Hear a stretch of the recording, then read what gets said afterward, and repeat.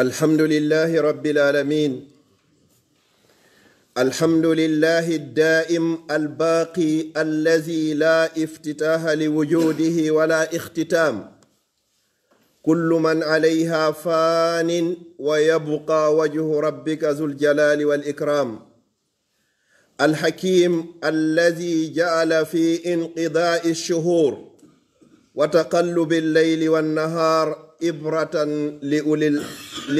للأنام. هو الحي لا إله إلا هو فادعوه مخلصين له الدين. أما بعد،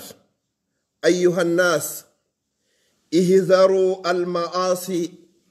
فإنها موجبات للخسران والإذلال، ولا تبطلوا ما أسلفتم في شهر الصيام من صالح الأعمال. يا عباد الله، ولا تكدروا ما صفى لكم فيه من الأوقات والأحوال، فداوموا على الطاعات ولا ترتدوا على أدباركم فتنقلبوا خاسرين. ولا تقولوا يا عباد الله الآن ذهب رمضان واستهلوا شرا لا بالفسوق والإسيان. musidɓe julɓe tedduɓe teddirɓe l'islam, ɓaawo en yettude allah o bajjo seniiɗo wawɗo mo ronkata wiyeteeɗo allah, juula e ɓurnaɗo tageefo ngon sallallahu alayhi wa sallam. hiɗen yetta allah o duumiɗo mo maraka fuɗɗi o maraka hatti, o kon wiyeteeɗo allahu wal awwal wal akhir wal zahir wal batin. oɗo allahjo o wi'i kullu man alayha fanin, kala ko woni ka hoore leydi ga fuu ko lannay ɗum, ko luttata wo wa yabqa wajhu rabbika zul jalali wal ikram. ko ɗum ɗo pet woni ko luttata. o wi kullu shay'in halikun illa wajha, kala hunde ko halkoto ɗum lanna fiimum few ha lutta jomi subhanahu wa ta'ala. en yetti o allahjo waɗuɗo yiltinirgol lebbi ɗin, o yeltinira kadi jemma e ñalorma, wa taqallubu leyli wan nahar, addugol jemma adda ñalorma, adda lewru suumayee, adda jom bente, adda juldandu, wo ko ibratan lil anam, ko tasakuye, ko waaju wonande windere nden. huwa alhayyu, kanko woni duumiɗo e gurdan, algayyumu, ñimuɗo e wallugol tagu makko. la ilaha illa hu, ala wo reweteɗo e gonga, nafa rewɗo lorra mo rewari si wona kanko allah subhanahu wa ta'ala. o inni en non fadu'uhu, nodden oɗo, rewen oɗo, fewten oɗo, mukhlisina lahu din, hara ko en laɓɓinanɓe mo diina en jillari hay e hunde. ɓawo ɗum ɗo ayyuhannas, o inni kono yo yimɓe, ihzaru almaasi, wo rente hattirde e rentagol ko wiyete kon bakkatuji. wano rentornoɗon noon hattirde e rentagol ka nder lewru suumaye, fiyo korka moɗon kan jaɓe on rentike ɗin ɗon fof. wo fi honno wo fa innaha mujibatun lil khusrani wal islal, wo waɗugol bakkatu ko ɗum ɗon woni ko waɗɗinanta goɗɗo perdugol adna perda lakala e woppede e woɗɗintinede yurmede allah subhanahu wa ta'ala. wala tubtilu ma aslaftum fi shahri siyam, wo o terike on o jeeji on wata on bonnu konko ardinanɗon hoore moɗon immorde e golleji moƴƴi e nder ndu lewru suumaye. on jangi qur'an, on hoori, on naafi, on itti sadaka, on naɓi, on huntini horuɓe, on jokki enɗan, on ɗiggani nene e baaba, on waɗi sadakaji, on waɗi umara e nder lewru suumaye, on jantike inde allah, on insinike, on tuubi, on juuli e nelaɗo sallallahu alayhi wa sallam, on hiwrodiri eɓe taƴodirɗon, on jokkike e ɓen boniɓe moɗon, on moƴƴike e ɓen taƴiɓe on, on hiwrike ɓen taƴiɓe on. wo wala tubtilu ma aslaftum, o torike on o jeeji on wata on bonnu konko ardinanɗon hoore moɗon e nder ndu lewru suumaye. wala tukaddiru ma safa fihi min al awqat, wata on tuunin kadi kaydiji moɗon ɗin laɓɓinama laaɓi poy, donc sa hawnaki yo allah taw ɗum, on rinɗinama e natugol yiite jahannama. onon ɗo fof on rinɗi e natugol yiite jahannama inchallah bi isnillah. wo wata on tuuni hoore ɗum ɗo kadi tuuninirɗon ɗum ɗo kadi sabu bakkatuji. fa dawimu ala ta'ati, duume e ɗoftagol Allah subhanahu wa ta'ala wala tartaddu wataw yiltito ala adbarikum e batte teppe moɗon fatan galibu khasirin sakko wonton perduɓe hayruɓe ɓaawo on laaɓude taweede e ɓen rinɗinaɓe natugol yite jahannama. Ya ibadallah, wala taqulu al'ana zahaba ramadan wata o wi'u dey awa joni non lewru Suumayee ndu yehi koyɗe ɗen hettike, juuɗe ɗen hettike, hundukon hettike, gite ɗen hettike. Hari ɗo on jogike gite ɗen e ndarugol ko harmi, hari ka Suumayee on jogike noppi ɗin e nanugol ko harmi, on jogike hundukon e wowlugol ko harmi, on jogike juuɗen e memugol ko harmi, on jokke koyɗen e yahugol ko harmi. Wata on innu Suumayee o yehi hande kadi daginon kala ko harmunokon fof kadi yilto ɗon dagino ɗon. Wata waɗɗum ɗo bil fusuqi wal isyan, sabu geddi e pankareji waɗugol ɗum ɗo. Fa inna allaha ta'ala yarda amman ata'a fi ayi shahrin kana wa yaghdabu ala man asahu wa khalafahu fi ayi waqtin wa awan. Subhanallah, wo Allah subhanahu wa ta'ala himo yarlo, himo weltano amman ata'ahu kala on ɗoftiɗomo fi ayi shahrin kana e lewru wondu wo haray Allah no weltanima. Wa yaghdabu himo tikkana kadi ala man asahu e kala on yedduɗomo e kala on saliɗo ko wi kon haray hino wawi waɗugol e lewru latindi wo kadi ɗum ɗon kadi fi ayi waqtin e sa'i be sa'i, fi ayi shahrin e lewru fi awi hawanin e sa'i be sa'i kadi Allah no seytinana oɗo. Yaqulu subhanahu wa ta'ala fi muhkami tanzil wa man ya'si llaha wa rasulahu wa yata'adda hududa yudkhilhu naran khalidan fiha wa lahu azabun muhin. Yo Allah danden en tawede ɓeɗo wo kala o yedduɗo Allah yeddine laaɗo Allah on fi Suumayee feƴƴi yeddi Allah yeddine laaɗo Allah on a ɗoftinomo ko maka nder lewru Suumayee jaka hiɗa wawi mo ɗoftade. Suumayee feƴƴa tu yeddamo a heɗotano ko musique ka nder lewru Suumayee feƴƴa hande kadi heɗoɗa a salmintano debbo janano e nder lewru Suumayee feƴƴa waɗa ɗum a ño'atano goɗɗo e nder lewru Suumayee feƴƴa ño'a goɗɗo a mematano ko harmi a ñamatano ko harmi e nder lewru Suumayee feƴƴa waɗa ɗum a yahatano kala ka harmi Suumayee on feƴƴa yaha ton. Oɗo wa man ya'sillaha kala yedduɗo Allah wa rasulahu e nelaɗo makko wa yata'adda hududa o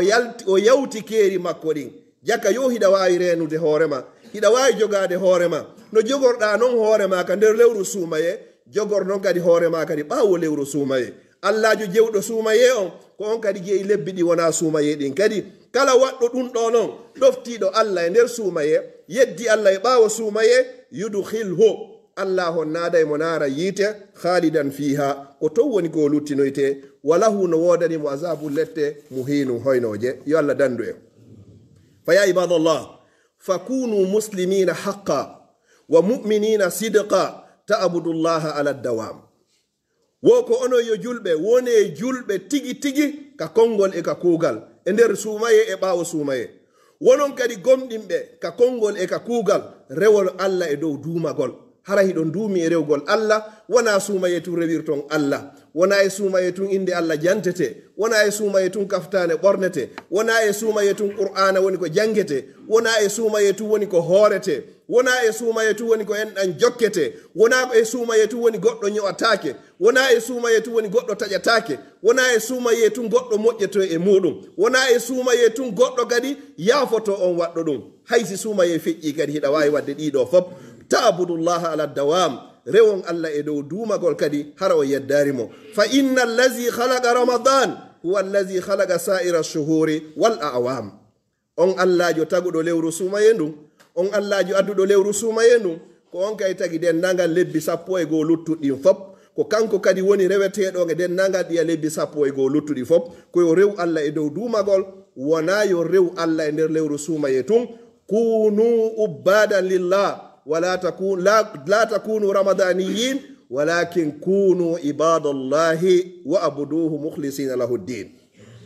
وتوون هركو رewbe Allah Suumayee tun hino tinni hino wakkili kaka safarano tun e nder lewru Suumayee kono si Suumayee feƴƴi ayyatamo waktuji ɗin fof o ratata hay goto julde jama ka julirde kono si Suumayee yehi haray lanni hande kadi o wata waɗɗum ɗo hoorema a hollay woni Allah jaka yo siɗa faala hiɗa wawi rewdemo hara a yeddari mo jaka yo holla Allah jaka yo hiɗa wawi mo yeddude kala nde faalaɗa kadi ko noon wayiri si goɗɗo wakkiliki o jogetike hoore makko e geddi ɗin fof e nder lewru suumaye feƴƴi tun o yeddi Allah a hollay Allah jaka yo hiɗa wawi kono a sali yo Allah dandu noon en tawede ɓeɗo ya ibadallah ala wa inna alamata qubulil hasana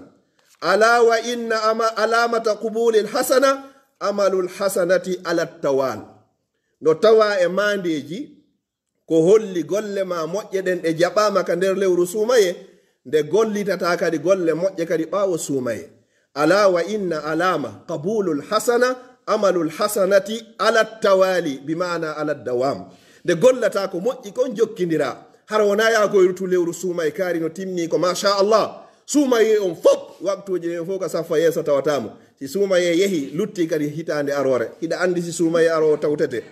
wa inna min alamati raddiha an tutba bi qabi'il afal no tawa e mandeji wonde golle ko golɗa ko nga suumaye fof a jonnitama Allah jaɓari ɗum ɗon o falaka ɗum ɗon nde jokkintinta golle bonɗe ɓaawo feƴƴugol suumaye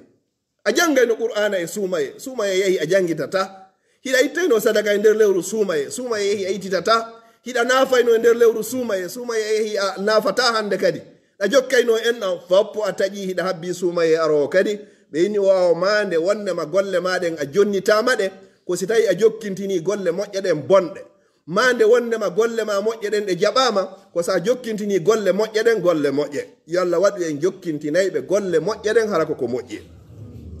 wa qad qila ayyuhal muslimun zambun ba'da tawbatin aqbahu min 70 qablaha ala al-fi'al zambun wahidun tartakibuhu al-insan بعد توبة تاب إلى الله أقبل من 70 قبلها على الفئال haray de karamoko ɓen ɓe wi'i janguɓen ɓe wi'i wo bakkatu hungotu hu goɗɗo faggitoto hara himo andi o tewo pas o waɗa kun ɗon ɓaawo o tubude o laɓɓina kunno hulɓini ka Allah ɓuri bakkatuji 90 goɗɗo waɗi a dow tubude yo non lewru suumaye en tuubi en laɓɓini en torike mo en wulli e makko yo yaafo en hawnaki inchallah yo Allah taw hara o yaafike en jon noon sa wattiti bakkatu ɓaawo ɗum ɗon e hoore teware pas wo on ɗon himo hulɓini ka Allah ɓuri bakkatuji 90 goɗɗo waɗi ado o tuubude jon noon en fof en tuubuno ka Allah subhanahu wa taala e nder lewru suumaye ndun toriɗenmo kadi yo yaafo en yo Allah taw hara o yaafike en وقد قيل ذنب بعد توبة أكبر من 70 قبلها على الفئال فلا تجترحوا السيئات فتصبحوا على ما فعلتم نادمين وواتم فجتو bakkatuji dey wonton ɓaawo ko ko golluɗon ɗo fappo hara ko on ninsuɓe aroya yawmal qiyama a jangino qur'an a horino suumaye a waɗi umra e nder lewru suumaye a jokki enɗan a itti sadaka a insinike a jantike inde Allah ɗum ɗo foppo wontanomaya ninse yawmal qiyama wa na'uzu billahi min annadamati yawmal hasra aqulu qawli hadha wa astaghfirullaha li wa lakum fastaghfiruhu innahu huwal ghafurur rahim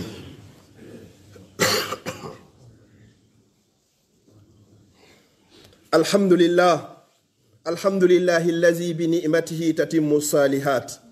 الحمد لله على نعمة الإسلام وكفى بها من نعمة ثم الصلاة والسلام على المبعوث رحمة للعالمين محمد بن عبد الله وعلى آله وأصحابه ومن تبعهم بإحسان إلى يوم لا مرد له من الله أما بعد أيها المسلمون يقول نبيكم صلى الله عليه وسلم في الحديث الذي يرويه لنا إمام البخاري وإمام مسلم عن عائشة أمنا أم المؤمنين رضي الله تعالى عنها وأرضاها قال عليه الصلاة والسلام أحب الأعمال إلى الله تعالى أدومها وإن قل والحديث متفق عليه مسيب جول بتدو بباو يتدي الله لاول إدابول جولا يبورنا رتاقي فنغو صلى الله عليه وسلم كانكو يبينغو مكو يدن دانغا صحابة بمكو ينتورو الله يو الله وهود اندينو ينغي مكبكال جنة مكو بردو تود nene Aisha fillani en hadis ko yaltinimo ko Imamul Bukhari e Imam Muslim e maaki wonnema ɓurnaɗo tagi fa ngon sallallahu alaihi wasallam e maaki wo ahabbul a'mali ila Allah gollal ɓurangal ngal yiɗede ka Allah subhanahu wa ta'ala adwamuha ko gollal duumingal ngal jokkodirgal ngal ala e taƴodirde ngal si wona sabu hara ko nganto wa in qalla haysi tawino ngal ɗuuɗa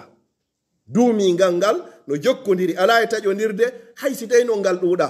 ñande be ñande mi janngay sengo woto qur'an kono ɗum ɗon mankata no ɓuri tippinede qur'an laabi sappo Suumayee tun lutti Suumayee aro kadi ñande be ñande mi heɓay raka a tawi ni darɗe ɗiɗi ma darɗe nayi naafilo ka suudu a ñande be ñande ɗum hino ɓuri juulayɗo darɗe temedere hara ko Suumayee tun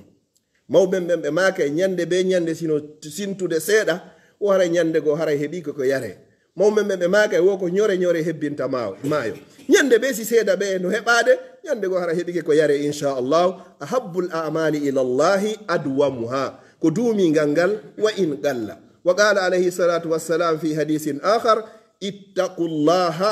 aw ittaqillaha haysuma kunt woya hulu allah kala ka wonɗa hulu allah e kala lewru hulu allah e kala ñalande hulu allah e kala saayi no wonirɗa wono alhaali ma o woniri ko Suumayee hulu allah ko juldandu hulu allah ko rajibi hulu allah ko sabborru Suumayee hulu allah ko joom bente ko paran ko min paran ko bapparan kala lewru wondu ko ittaqillaha ko ya hulu allah haysuma kunt nokku wo ka wonɗa hiɗa yeeso yimɓe ɓen hulu allah ko antu woni ko weddi hulu allah hiɗa wawi toñude ma toñede hulu allah andu pellet allah subhanahu wa ta'ala muttali'un alayka himo ƴelliti e dow maɗa ittaqillaha haysuma kunt kala ka wonɗa watba'i sayyi'atal hasana jokkinti gollal bongal ngal moƴƴal kono wata jokkinti gollal moƴƴal ngal bongal sa waɗi ko boni jokkinti ko moƴƴi tamhuha ko moƴƴi kon montay hande kadi ko boni kon kono sa waɗi ko moƴƴi kon a jokkintini hande kadi ko boni kon haray hande kadi ga gonlal ma moƴƴal ɗon ngal jaɓaka wa khaliqin nasa bi khuluqin hasan wondira e yimɓe ɓen no moƴƴiri noon jikku moƴƴo jikku labaɗo su'ila nabi sallallahu alayhi wa sallam an aktharu ma yudkhilu nnasu ljanna faqala alayhi salatu wassalam taqwallahi azza wa jalla wa husnul khulq nelaɗo ɓe landanoma ko ɓurata naadoyde yimɓe ɓen fop aljanna ɓe maaki piiji ɗiɗi ko kulol allah e moƴƴugol jikku fi honɗum moƴƴugol jikku sa moƴƴaari jikku ko rewɗa allah o sabu jikku ma bonɗo on bonnanoyte golle maɗen fof yewmal qiyama hiɗa tooñi hiɗa feni hiɗa ño'i goɗɗo hiɗa bonni inde goɗɗo o ƴettoya ko juuluɗa ko horuɗa ko hajjuɗa ko fof ɗo ɓe jonitoye hara mara hay hunde ko natiroya aljanna ko ɗum si ɓeyni ko taqwallahi azza wa jalla wa husnul khulq wa qala alayhi salatu wassalam inna aqrabukum minni majlisan yawma alqiyama ahsanukum akhlaqa si yowtoyama yawma alqiyama ɓuroyayɗo ɓaɗodirde nelaɗon sallallahu alayhi wa sallam wonon nokku gotum hara hiɗo hikkodiri na ɓurɗo juulugol on ma ɓurɗo janngugol on ma ɓurɗo idde sadaka o ma ɓurɗo idde zakka o la ko ahsanukum akhlaqan ko ɓurɗo e moƴƴude jikku o ɓurata ɓaɗodirɗo e nenaɗo sallallahu alayhi wa sallam yawma alqiyama wallahu subhanahu wa ta'ala madaha nabiya sallallahu alayhi wa sallam wa asna alayhi bi husni khuluqi allah ko mantiri nelaɗon sallallahu alayhi wa sallam ka deftere makko ko sabu moƴƴugol jikku makko o inni wa innaka la ala khuluqin azim wa akhiran ayyuha almuslimun tanbihun wala tansaw siyama 6 ayamin min shawwal liqawli nabi sallallahu alayhi wa sallam fi alhadith alladhi yarwihi lana ayyub al-ansari radiyallahu anhu wa akhrajahu imam muslim man sama ramadan wa atba'ahu bi 6 min shawwal kana ka siyami dahar hara e yejjitari musidɓe julɓe tedduɓe ka darnirte hutuba meɗen on ɗon ɓe maaki kala horuɗo lewru Suumayee ha gasi ndu timmi inni alhamdulillah o jokkintini ɗon balɗe 6 e nder juldandu himo mari baraji wa horuɗo hitande balɗe 6 e nder hitande e nder lewru e nder juldandu ɗa mari baraji wa horuɗo hitande hara yejjitari ɗum ɗo ko waɗanima kon e Suumayee wattama e nder balɗe 6 أسأل الله سبحانه وتعالى أن يتقبل مني ومنكم صالح الأعمال اللهم لا تفرق هذا الجمع المبارك إلا بذنب مغفور وسعي مشكور وعمل متقبل مبرور اللهم اجعل جمعنا هذا جمعا مرحوما وتفرقنا من بعد تفرقا معصوما اللهم لا تجعل فينا ولا معنا ولا من بيننا شقيا ولا مطرودا ولا محروما اللهم ألف بين قلوبنا وأصلح ذات بيننا واهدنا سبل السلام ونجنا من الظلمات إلى النور وجنبنا الفواحش ما ظهر منها وما بطن واجعلنا من الراشدين. اللهم اهدنا واهد بنا واجعلنا سببا لمن اهتدى. اللهم ربنا تقبل منا صيامنا وقيامنا وركوعنا وسجودنا وصدقاتنا وسائر أعمالنا برحمتك يا أرحم الراحمين. وصلى الله وسلم وبارك على نبينا محمد وعلى آله وصحبه وسلم تسليما كثيرا وآخر دعوانا الحمد لله رب العالمين. haray musidɓe meɗen julɓe haray hiɓe sattendeji e ɓiƴoji e goƴo e hoore tooñe haray hiɓe tori on du'a on fo moɗo yo waɗanɓe du'a en toriki Allah subhanahu wa ta'ala on kanko yaltinayɗo jiyaɗo makko e nder ɓittende e saccede ittanamo suno yo Allah ittanɓe suno maɓɓe ngon. musidɓe meɗen no mapori kaydiji moƴƴa noon si ɓe heeɓiɗi ɓe wawa ɗi rewirgol Allah yo Allah on okkorɓe. musidɓe meɗen no ɓittori nawnaji en toriki Allah ko Allah mari cellal yo Allah on dikkinɓe. musidɓe meɗen no ɓittori fayɓe muɗum no ɓoyli no joga ko Allah wawi fewde yo Allah fewnan en jogaɓe yo Allah jonnitu en ɓe. musidɓe meɗen no ɓittori kadi soñjaka galleji e ka golleji ko wawi ittude ɗum wo ko Allah yo Allah on ittanɓe. musidɓe meɗen buy hino faati hiɓe tori duwa ko Allah woni wo yurmeteɗo yaafo yarlo okka aljanna yo Allah yaafo faatiɓe julɓe ɓen fof okka ɓe aljanna danda ɓe yiita. mawɓe meɗen faatiɓe ɓen fof kesum e kiɗɗum yo Allah waɗanɓe lakara fawtorde. wa akhiru da'wana alhamdulillahi rabbil alamin.